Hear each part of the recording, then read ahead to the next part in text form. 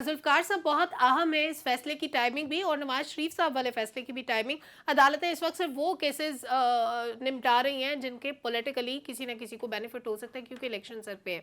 नवाज शरीफ साहब अल अज़ीज़िया में भी बरी हो गए, अभी सिर्फ नाअहली वाला मामला रहता है, उस पर भी अदालत ने दरखास्तें मांग ली है।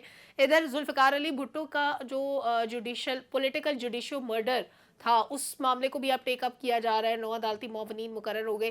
क्या सियासी मकासद हासिल हो सकते हैं इससे?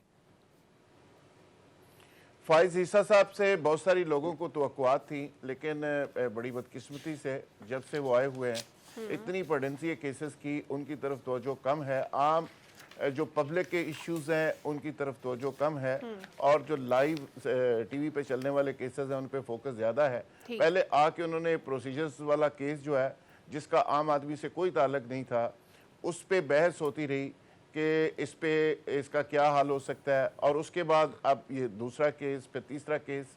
तो मेरी तो तजवीज़ ये होगी कि एक चीफ जस्टिस आवाम के लिए भी रख लिया जाए अलग से, भले ये खुद ही नामजद कर दें किसी को कि आप आवाम के केसेस देखते रहें और एक इस तरह के जो केसेस हैं उनको देखते रहें, और बाल टू बाल कमेंट्री चैनल्स पे चलती रहे।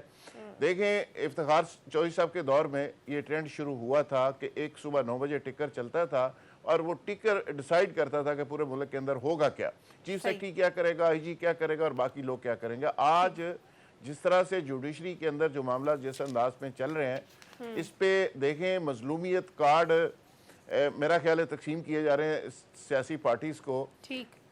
इमरान खान के पास तो ऑलरेडी एक मजलूमियत का कार्ड है जो मौजूदा दौर में वो सामने डिस्प्ले करके बैठे हुए हैं। नवाज शरीफ साहब अपने तमाम केसेस में बरी होने के बाद पूरा एक बयानिया लेके इलेक्शन में जा सकते हैं, और पूरा मौका उनको फ्राहम कर दिया गया। अब रहेगी पीपल्स पार्टी।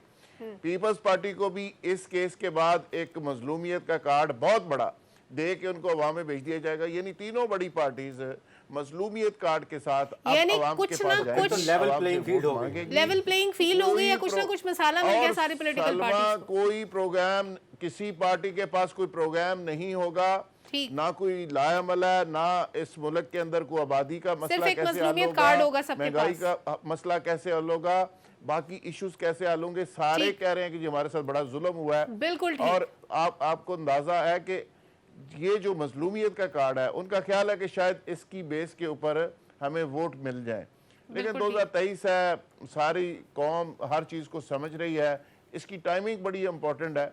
नो डाउट इसकी टाइमिंग इंपॉर्टेंट है।